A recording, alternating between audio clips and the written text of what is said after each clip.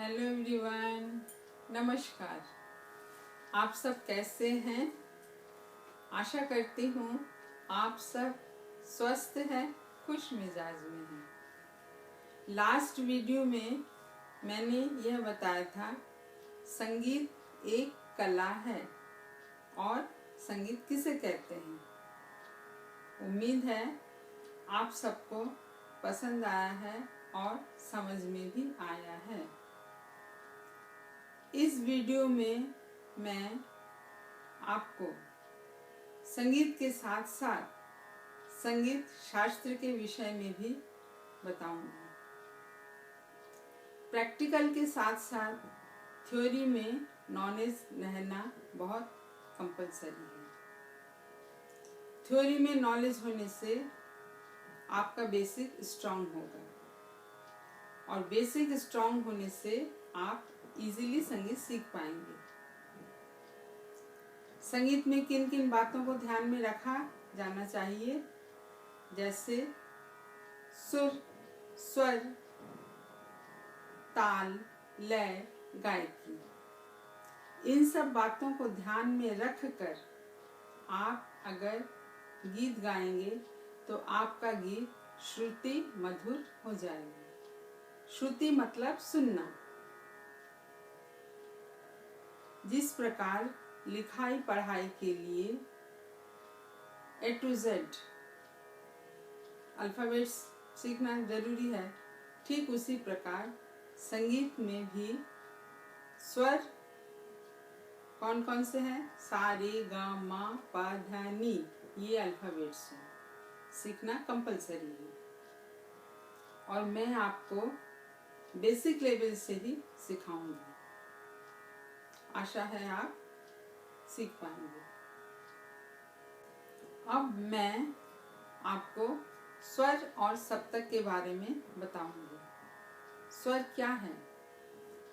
संगीत में स्वर वह शब्द जिसका एक निश्चित रूप हो, जिसे सुनते ही हमें सहज ही समझ आ जाता है, स्वर कहलाता है। भारतीय संगीत में इन स्वरों को इस प्रकार कहा जाता है: षड्ज, ऋषभ, गंधार, मध्यम, पंचम, धैवत, निषाद। इसे ही शॉर्ट फॉर्म में सा, रे, गा, मा, पा, धा, नी कहा जाता है। सा, षड्ज, रे, ऋषभ, ग, गंधार, मा, मध्यम, प, पंचम, ध, धैवत, नी, निषाद। इन स्वरों को ही शॉर्ट फॉर्म में सा, रे, ग, म, प, ध, नी कहते हैं। ये जो आप देख रहे हैं ये इलेक्ट्रॉनिक कीबोर्ड है।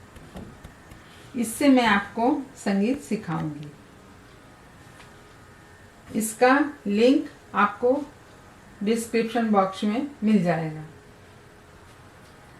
अब इसमें ब्लैक रीड्स 18 है एंड वाइट रीड्स 26 है।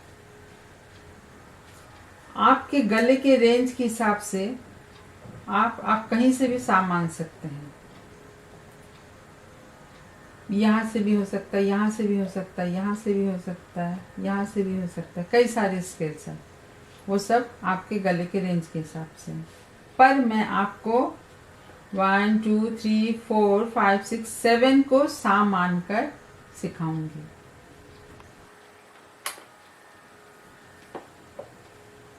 सात स्वर देखिए: सा, रे, गा,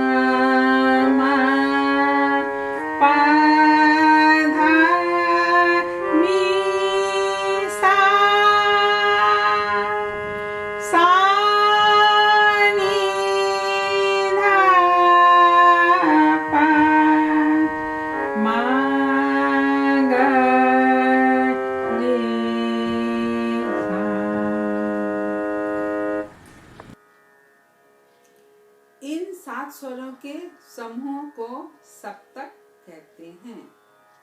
सप्तक माने 7। सप्तक 3 प्रकार के होते हैं, मंद्र सप्तक, मध्य सप्तक, तार सप्तक। अब देखिए मंद्र सप्तक के स्वर। नी, धा, पा, मा। मंद्र सप्तक के स्वर के नीचे बिंदु, ये नीचे डॉट, नी, धा, पा, मा। मध्य सप्तक के स्वर में कोई चिन्ह नहीं रहता, जैसे सा, रे, ग, मा, पा, धा, नी। देखिए कोई साइन नहीं है, ठीक है। अब तार सप्तक के स्वर में ऊपर बिंदु रहता है, सा, रे, ग, मा, पा, ऊपर डॉट है। इस प्रकार हम समझ सकते हैं कि जब स्वर के नीचे बिंदु रहता है तब हमें हारमोनियम में, इंस्ट्रूमेंट में नीचे के स्वर बजाने होते हैं, मैं अभी बताऊंगी।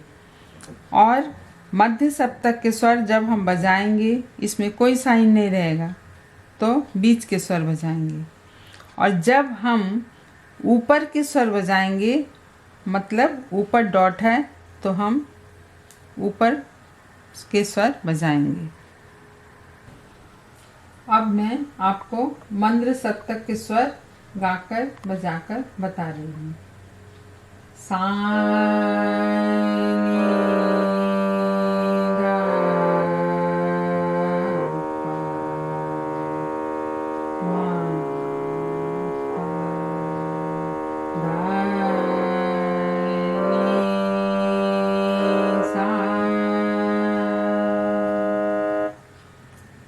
इन स्वरों के नीचे बिंदु है, मतलब हमें ये समझना है कि ये स्वर नीचे के हैं। सा, नी, धा, पा, मा, पा, धा, नी, सा। अब मैं मध्य सप्तक के स्वर दिखा रही हूँ। सा, रे, गा, मा, पा, धा, नी, सा। ये क्या हुआ? मध्य सप्तक के स्वर। इसमें कोई चिन्ह नहीं है, खाली तार सा में चिन्ह है, तो ये तार सा हमारा ऊपर का है। अब मैं तार सप्तक के स्वर बजा रही हूँ। सा, रे, गा, मा, पा, मा, गा, रे, सा।